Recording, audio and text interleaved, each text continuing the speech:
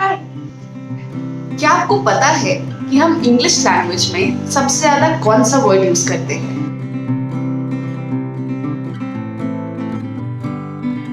Do you know which is the most common word used in the English language? It is the same word जो मैंने इस sentence में 2 बार use किया है.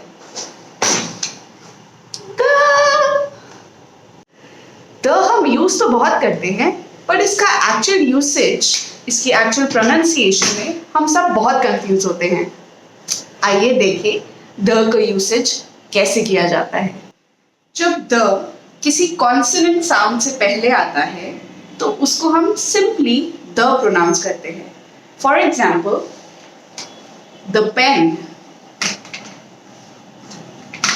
The box, the book. लेकिन जब the आता है किसी वावल साउंड से पहले, for example orange, the orange,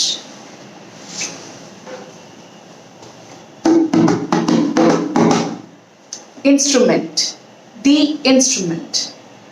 He gave me the instrument he likes a lot. He gave me the instrument he likes a lot. The orange kept on the table is tasty.